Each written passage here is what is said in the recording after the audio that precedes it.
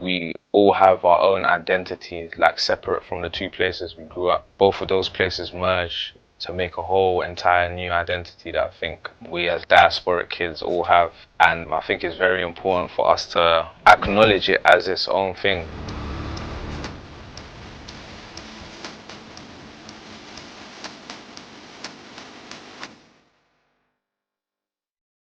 Knucks is an elite, creative person. He thinks about what he does before he does it. His music speaks to an audience that are willing to learn, who also enjoy the music that he's making.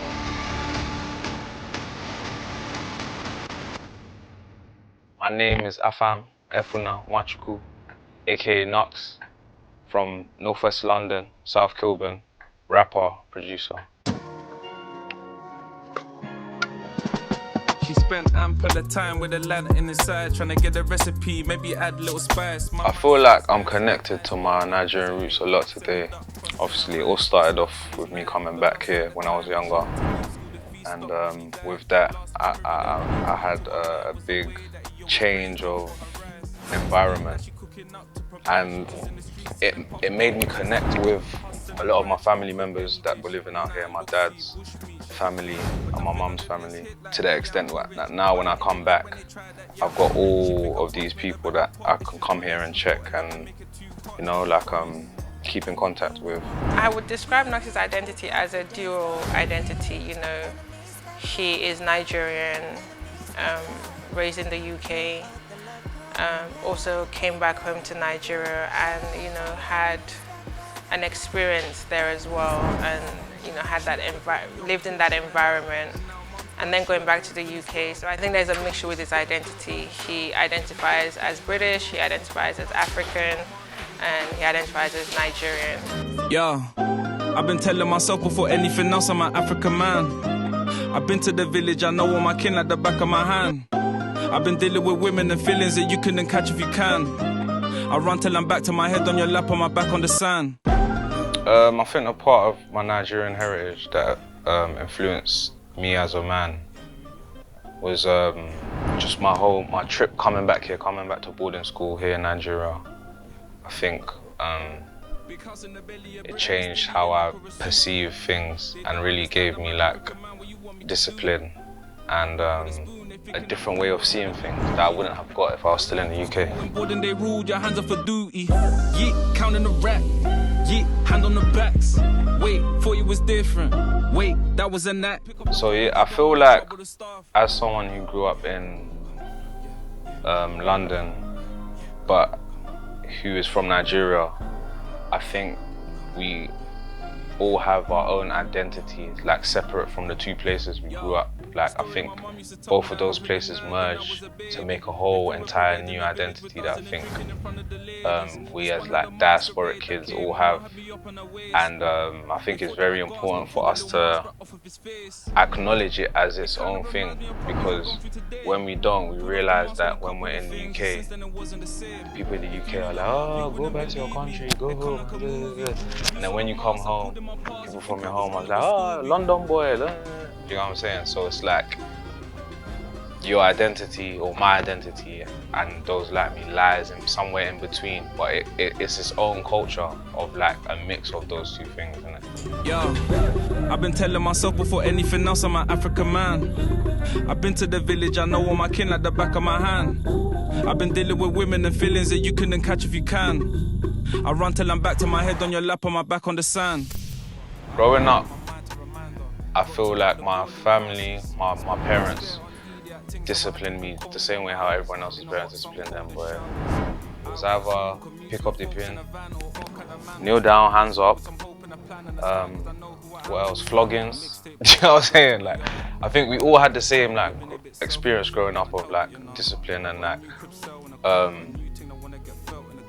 being taught to have a fear and respect for our parents.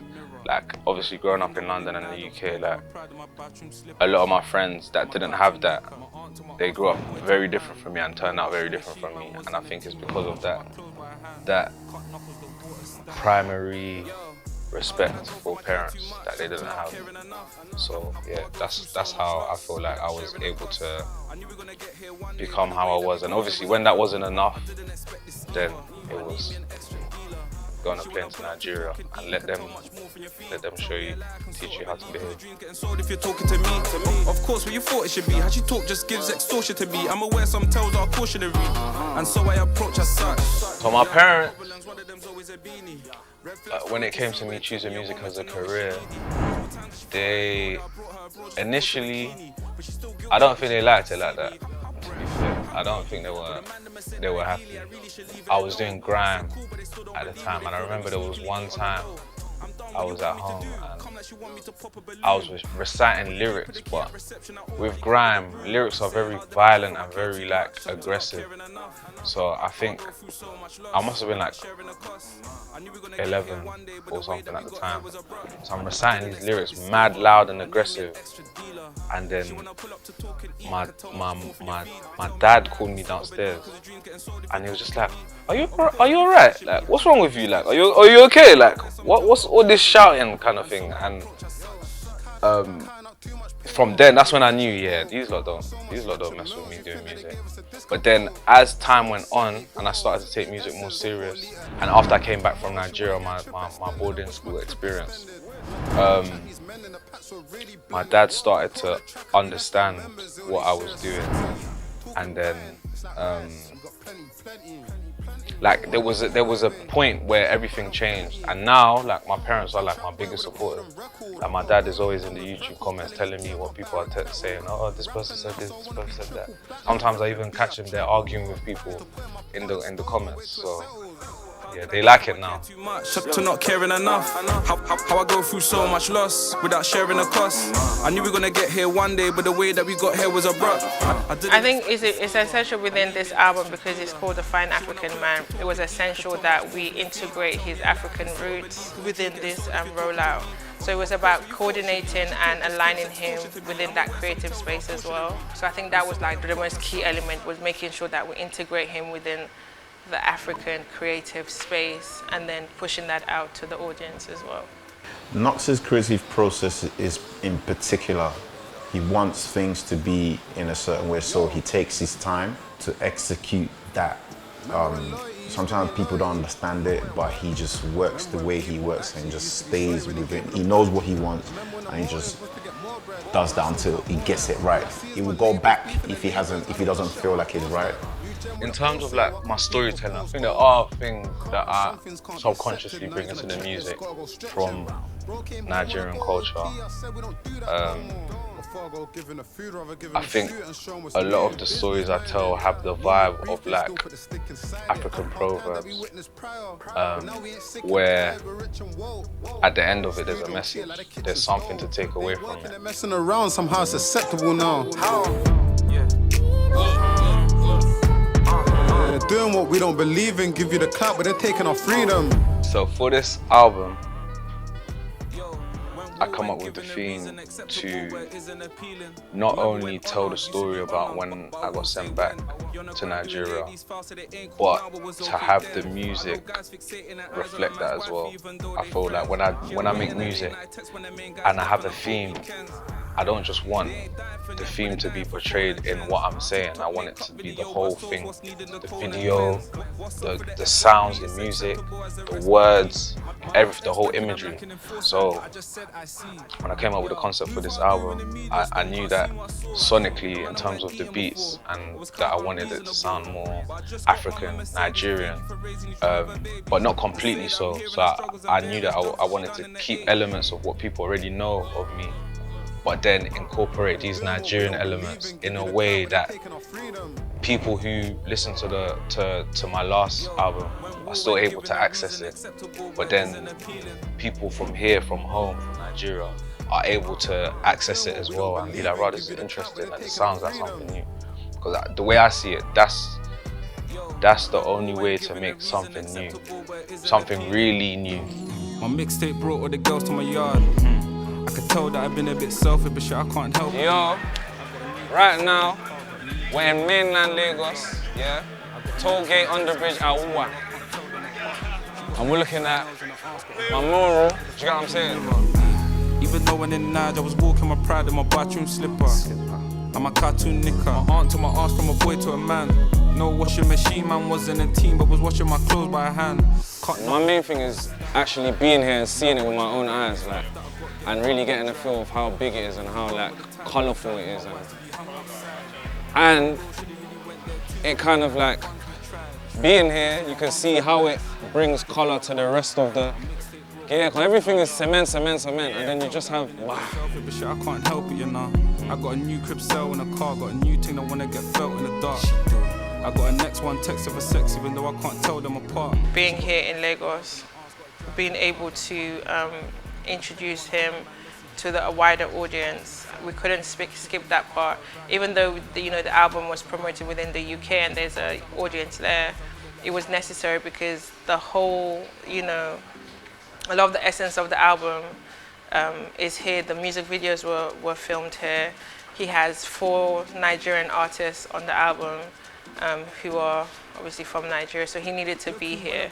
I think for me that was like the key element of it, having shot the music videos here and the content here, and being able to create the album artwork here as well with some of the most talented graffiti designers as well who are from Nigeria, Mushin especially. I think the first time I probably really saw my Nigerian fan base was when I came back.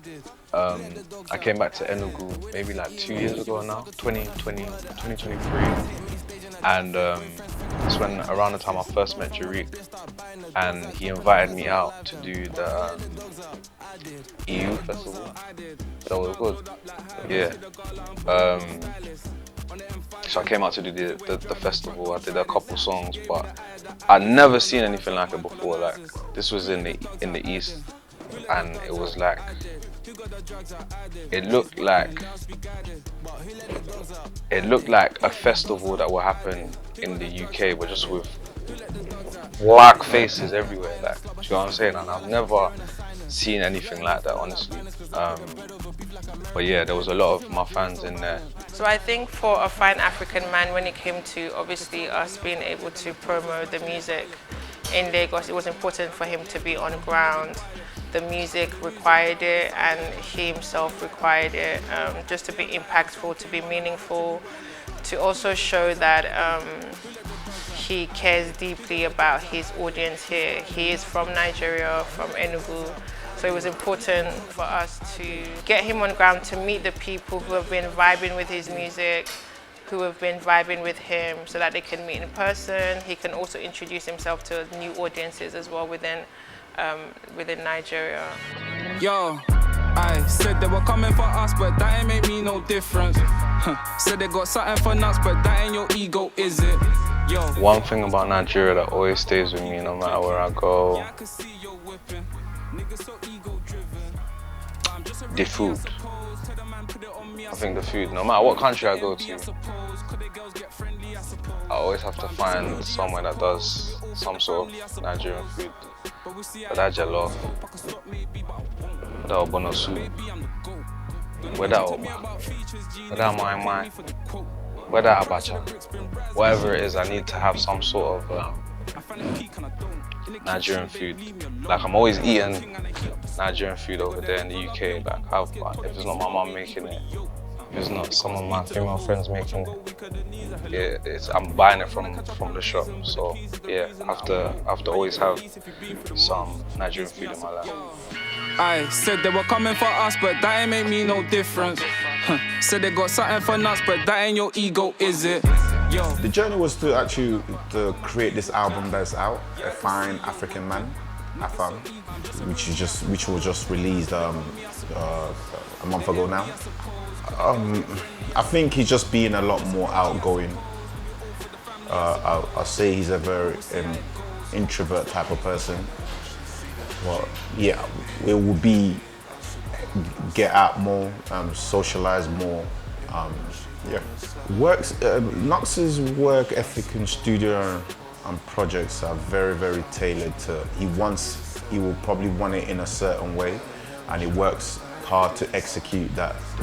They don't wanna see me win, I suppose. no matter what I won't quit.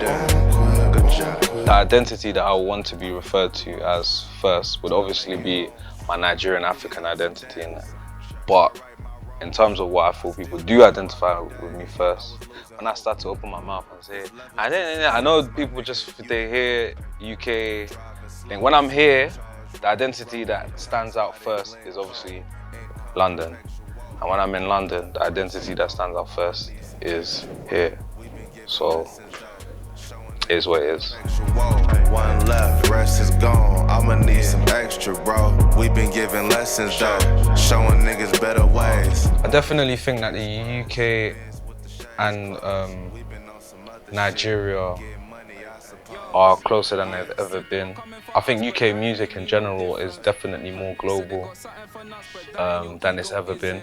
And I think a result of that is the fact that there's more crossover with Nigerian and UK artists.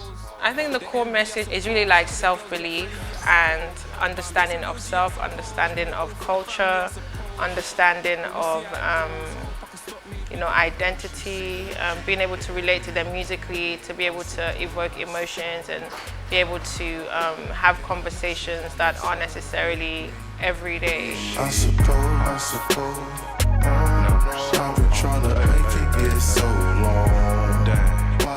I think my sound is evolving naturally and on a trajectory that it's meant to.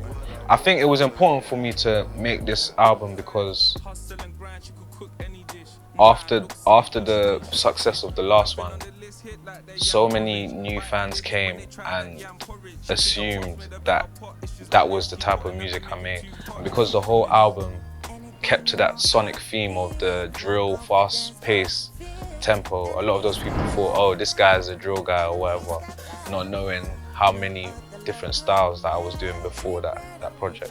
So I made sure that I made the effort to show my versatility on this album that I just dropped. And what other better way to do that than to tell a story of me coming back here. So it's allowing me to now show my more Nigerian kind of style. Do you know what I'm saying? Like my more Afrocentric style, like my rap style, not just drill. Do you know what I'm saying? Like it just allowed me to like show different sides of me. So yeah, I definitely think it was important. Said I'm grateful for what I got, to be honest. The banging of the spoon and the pot give us solace. Anything you want, I'm here. Full confidence, no fear. The thing that the younger version of me would be the most proud of is the pride that I have in my culture. The younger version of me, like I wasn't proud. I was in some aspects embarrassed. Like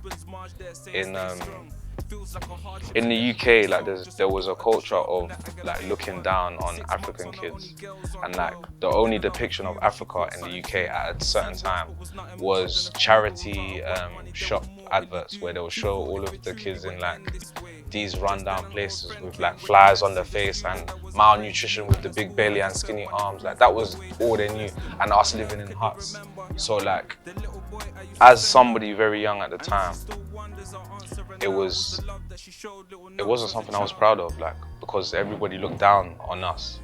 So me now, and the way that I'm, like, my album is my Nigerian name. To me, I couldn't even fathom that, because my Nigerian name was something that I changed to now use my British name, Ashley. That was what I changed my name to back then.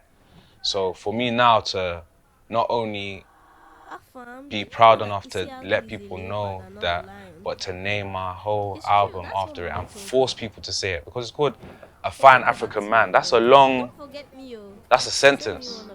So anyone that wants to talk about it, they'll be forced to shorten it, and when you shorten it, it turns into an acronym, AFAM, AFAM, which is my name.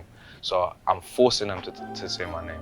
Do you get what I'm saying? So if anything, that's what I'll be proud of, that I've got that pride now, like, as an adult, even though it may have taken me some time to get here, but I'm here now. I'm surrounded by like my people. And I don't see myself stopping until I do those shows I'm talking about, until I do a tour here or do something big here. Do you know what I'm saying? I don't see myself stopping that reconnection of my roots. Come on, come on, yeah, come on, yeah. Big house in the belly of Britain, but still eating okra soup. They don't understand I'm an African man. What you want me to do? All I have to say to my Nigerians is that I'm one of you. Do you know what I'm saying? We're the same. Just different places of being born, but our blood is the same. So the same way how I feel like Nigerians are here, the Nigerians here represent me. I want to be over there representing my Nigerians out here. That's just the way that it should be. Yo, a story my mum used to tell me that happened in Nige when I was a baby. My peoples, I appreciate you. I go by the name of Knucks. Afam Efuna Wachuku Ukwenu. Yeah. Love. No days off. We all have our own identities, like separate from the two places we grew up. Both of those places merge to make a whole entire new identity that I think we as diasporic kids all have. And I think it's very important for us to acknowledge it as its own thing.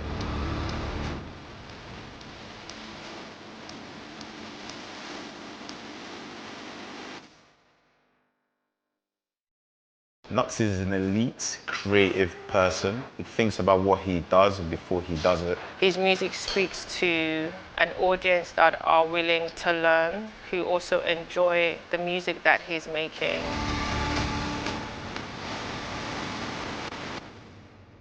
My name is Afam Efuna Wachuku, aka Knucks, from Northwest London, South Kilburn, rapper, producer.